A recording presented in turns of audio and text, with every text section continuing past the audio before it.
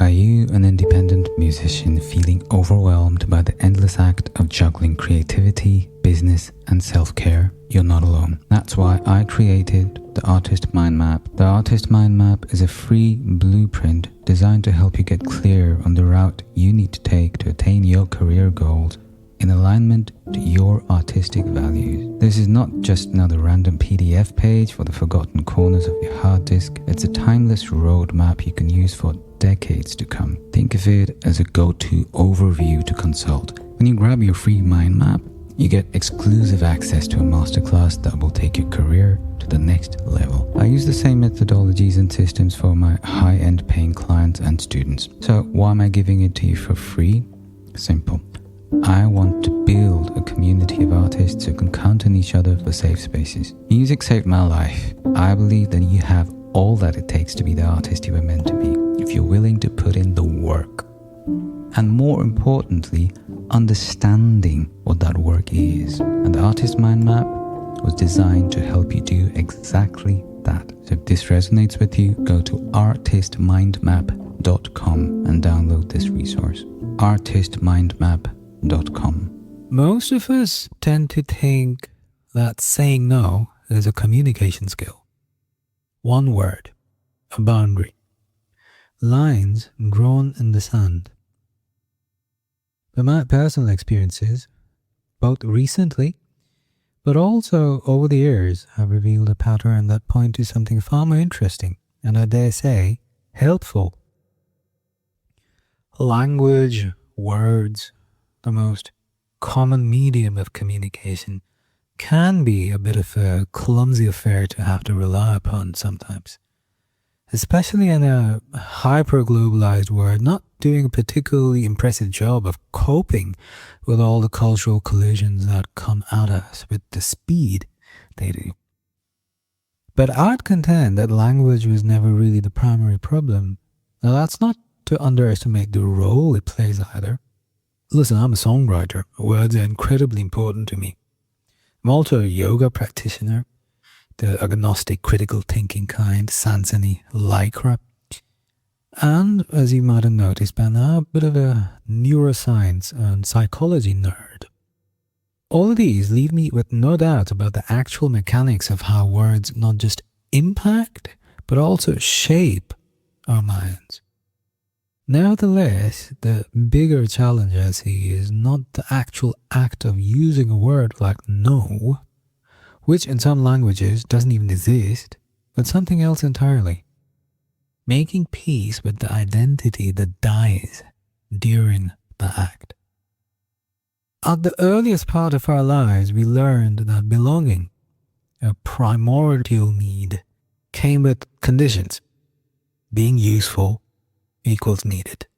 Being exceptional equals worthy. Being easy equals agreeable. No matter what the actual rules in our environment happen to be, these tender and impressionable years were spent investing high quantities of time and energy, garnering fluency in them. The trap we thereby stepped into unwittingly unfolded when the same fluency warped into the very prisons we spent most of our adult lives trying to escape. Ironically, by trying to master the fluency that got us into that trap in the first place even more. Meanwhile, life kept happening. Family pressures, cultural rhetoric, education systems, job markets, careers, relationships, dating, finance. And as we tried to solve adult problems with what was essentially a child's toolkit, the problem solving itself became the biggest problem. The people pleasers noticed they can't keep everyone happy. The bullies found themselves left alone in the room. The caretakers became resentful. The overgivers depleted. This is the crossroad where the real question underneath that entire dynamic comes at us with a force that makes avoiding it simply not the option it was at some point. And that question is, who am I when the role I've been playing is not necessary? That's when saying no becomes interesting. No, I won't take that gig. No, I won't answer that message immediately. No, I won't attend that family gathering. No, I won't continue this relationship. No, I won't keep pretending that this version of success still interests me. Welcome to another session solo cast. These solo casts were designed to help independent artists and musicians like you navigate the very complex labyrinth that is your artistic practice and career. They're based on empirical research and experiences of my own career as an independent musician and an educator and coach working with artists just like you. The primary aim behind these sessions is to offer accessibility to the kind of education many of us need to work with in order to forward ourselves in these very confusing times as empowered and independent artists in the truest sense of the word. If you're anything like me, the feelings that might follow resemble the list: guilt, anxiety, self-doubt, need to explain, the temptation to reframe the no as a maybe, and so on. That's where the whole boundary conversation starts making itself more apparent. Now, boundaries as a concept has been overused by the underqualified for a while now, in my opinion. I did a whole separate episode on that. But for what it's worth, I don't think boundaries are what people really struggle with in the first place. Setting boundaries isn't really that difficult. Coming to terms with the emotional consequences of having them is. Then there's social conditioning. I've worked with colleagues, clients, students who've grown up in war zones, and myself have spent the first years of my life living in what was later called a dictatorship, a dictatorial country which my family fled when my mum saw a man get hanged live on national TV. My apologies if that's too macabre for some of you. But I went from there to spending the rest of my formative years in environments that normalized a lot of rituals considered abusive by today's standards. And then going on to become a citizen of a country considered one of the safest in the world. Here's what I noticed. Much of the social conditioning has trained us to say yes as a default response.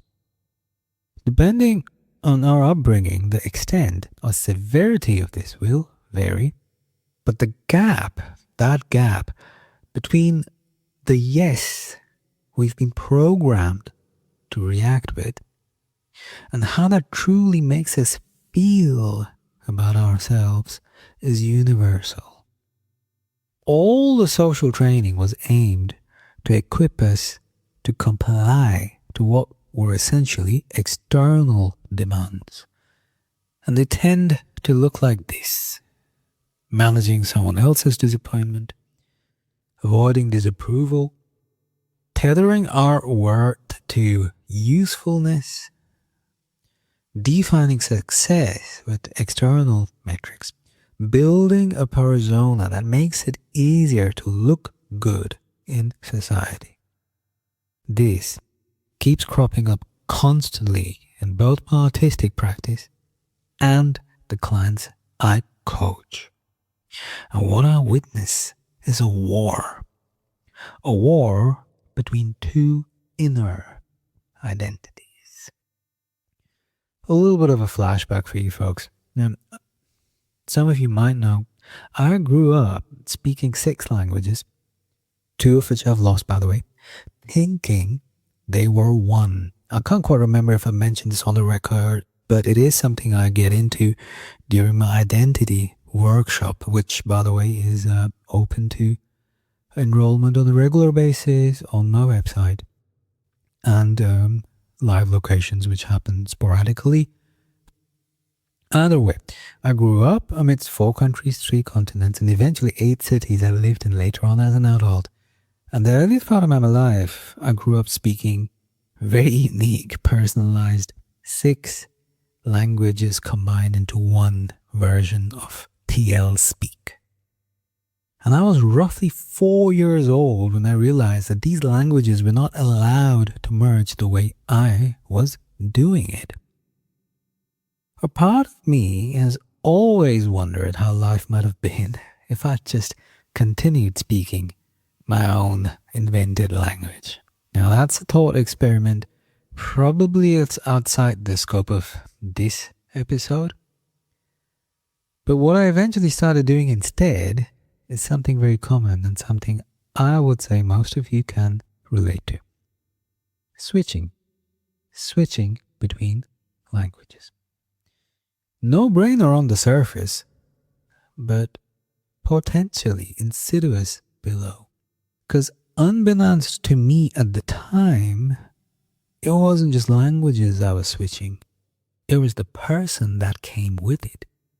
It wasn't until my early 30s that I realized it was always me adapting to the environment I happened to be in. The reciprocation was little to non-existent. And blending in the way I did, while an ode to my shape-shifting skills, started making that, the shapeshifter, my core identity. Realizing this took and continues to take a lot of work and didn't come without some regret. But the point I'm trying to make here is a different one. It doesn't really matter how many languages we learn to speak. All of us carry multiple versions of ourselves. Now, psychology modules like internal family systems call it parts. Older Eastern philosophies call it avatars. Even Jungian psychology has delineations for it too. And we could get all micro about it, but for the sake of scope, I'm going to divide the sense of identity most of us are carrying into 2 broad categories I feel confident about. 1, our authentic self, and 2, our performative self. The former, fearless and childlike in its curiosity. The latter, programmed to make what it considers safety its highest priority. Where does all of this lead to, though? The question at the crossroads I'd referred to earlier. And that question is, how do I say no? And that question isn't really, how do I say no? It's, who will I have to stop being if I do?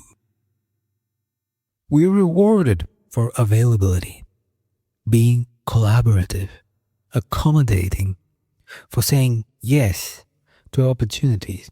And sometimes, especially at earlier phases of our life, that can be wise. Experimentation is a good thing, exploration, exposure to different worlds. But down the line, it's discernment that becomes more valuable. As we mature, we discover that every yes is also a no. Every project accepted means another cannot be pursued. Every commitment occupies time and energy. And it's when we learn the hard way that these resources are the most precious ones we have that everything changes. Subtraction versus addition.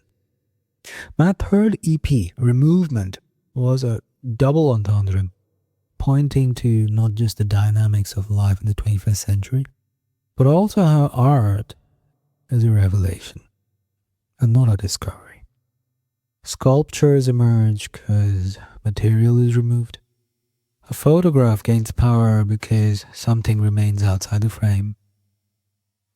Music becomes coherent because certain notes are not played.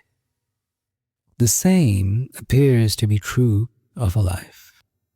One of the stranger discoveries of adulthood is that freedom does not arrive through endless options, but through committing to the ones in alignment to who you want to be.